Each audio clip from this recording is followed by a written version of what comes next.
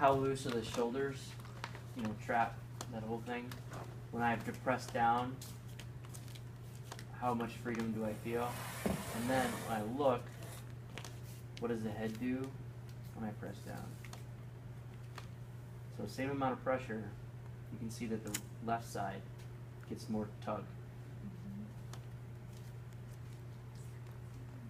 So I want to know that stuff. It looks as though left shoulder is slightly more elevated.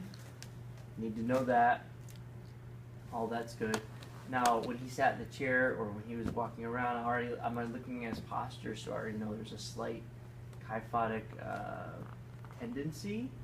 So his posture sometimes is not pristine. So knowing that, I know that this is tight, and that this tissue right here is actually the culprit for most issues he's going to have, because he's being pulled forward. Okay, so I'm always looking at that kind of stuff. We'll deal more with you next week for the shoulder. Some of this carries into it, though. So the other thing that I like to do is feel what the occipital ridge feels like. So I start there. Always start there. Feel what that's like. If I can get my fingers up under the ridge, that's ideal. Some people you can't, especially stockier, more German, Russian builds. You know, strong. Like he's got that build. He's strong. He's kind of short and stocky, but yet thick. That's my ancestry. Yep. So the neck is usually not as long. A little bit shorter of the neck. So I'm looking at that and I'm like, all right, well, there's probably a little bit of a stagnation somewhere in the neck just because of that posture. And because he's leaned forward, then I know his neck flexors are going to be weak and his extensors are going to be quite extended, right, and tonic. So I want to really work on them a lot. At the same time, trying to stretch him out and decompress him. So one of the things I like to do is feel the spine. Not feel the spine like go in and touch it. Feel what kind of curve it has. I want to feel, is it an acute curve? Is it more of a straighter curve? Like I don't have much of a kyphotic curve, actually almost straight in my kyphosis, in my T-spine. So my C-spine comes forward a little bit more, but it actually isn't excessive, in my opinion anyway. I have a friend that would tell you otherwise. So it feels like mine is actually easier to go up, where someone who's stuck here might actually have a harder time getting that to decompress. Does that make sense? So first thing I do is feel the spine, just kind of feel what I'm working with. How compressed is the C-spine spinous processes? That tells me a little bit about what the anterior compression could be with the disc. Could there be a bulge or anything like that going on? Then I palpate SCM to find out if there's any adhesions or trigger points in the SCM. Ironically enough, there are, which is really good. So what I like to do is I have my hands underneath the head so he can relax his head and it's safe, correct? That makes sense? Got my thumb in the posterior aspect of the SCM at the border. I push in and up to go into it, and then I take my left hand and I pull the head towards me while I push the thumb away from that to create shear. Does that make sense? If you need to see it, let me know and I can move his shirt out of the way.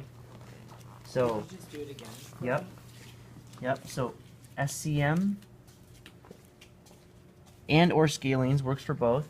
Then left hand pushes, right thumb pull or pushes, and left hand pushes the other way. So it's pretty deep trigger point, and you have to find out where it is. Usually it's in the belly of the muscle. I think that's a stomach point. I can't remember which one. Is that a triple lumbar on the SCM? I think it's stomach, but I could be wrong. I've been wrong before. So I palpate that, and I work down that. Looks like a scalene. SCM or scalene, either one, depending on which one is needed. And I also try to get into the muscles and the nerves that go deep inside of the neck, and work in between the actual gaps in between them. So if you picture a wall, and inside of the wall is the electrical wiring, and you opened it up, you'd see that some electrical wiring has a lot of space in it, and some electrical wiring is all close together. I'm looking for the ones that are close together, feeling them, and just trying to create a little space in between them. Does that make sense? Mm-hmm. So each side, and I want to find if there's a disparity with one side or the other. Since his left shoulder is slightly elevated and is slightly more anteriorly and internally rotated, then I want to know how does that translate to the C-spine and the neck tension. What does that look like? So number one is just palpating with a little bit of fingertip pressure. I'll do that. And then one of the things I love to do is put my thenar eminence basically at the occipital ridge. Okay, get a good grip with the back of my hand, and then thumb underneath the Pull his head off. masseter, and then try to stretch and pull his head off. Hands always stay on the table, just leaning back. If I lean back, we're sweaty enough where I'd fall off. So I'm trying to keep good flexion with my wrist. I wouldn't do this for long because it's not a great orthopedic position for me. But it feels probably pretty good for him. Mm-hmm. To exacerbate this at the neck, I would also have him, okay, go ahead and bend your knees and put them up towards the air, or towards the sky. Wow, I guess it is towards the air. I'm going to go ahead and stretch, and then what I want you to do, Ryan, is to pull your toes up, so dorsiflex them, and straighten your legs slowly. Just, you can have them on the ground, it's fine, or on the table. Slide your feet on the there you go. table. And that will elongate the fascial sheath on the posterior edge of the body. Low back snapped. Good. Yep, it'll help the low back a lot.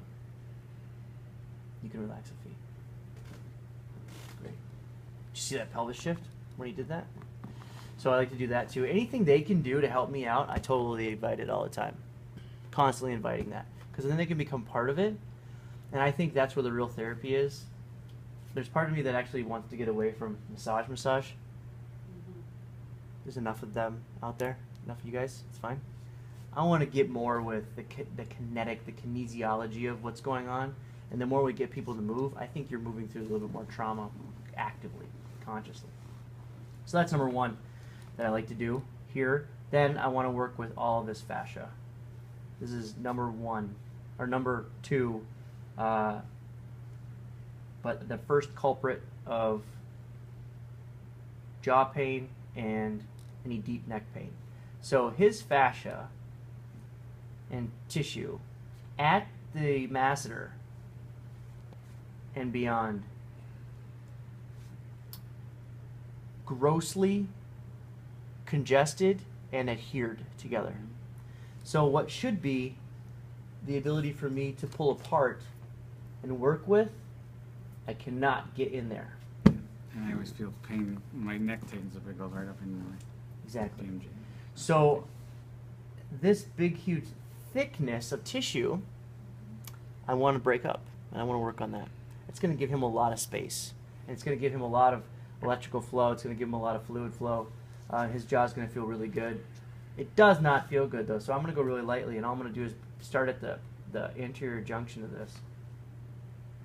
And slightly start to feel as though you had, so you cooked the spaghetti, you took it out, you put it in the colander, it's drained, and then you forget about it.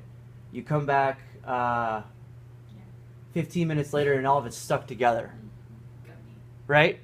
I am taking the spaghetti on a straight line and then kind of allowing my thumbs to sink in there and open it up.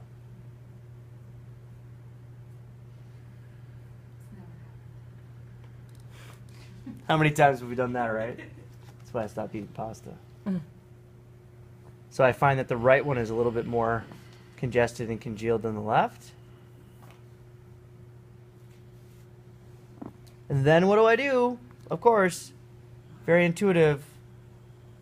Just grab a little spot of that and then move. And again, we work with short and long. So what creates this short? For this whole thing, what's going to make it short? Like this, right? Yeah. So I'm going to shorten it. You can just relax. I'm just going to come up here very lightly. I don't have to be heavy here. And open him up and allow the opening with a little bit of traction to start getting that tissue to respond. And it doesn't need to respond to my feel dramatically.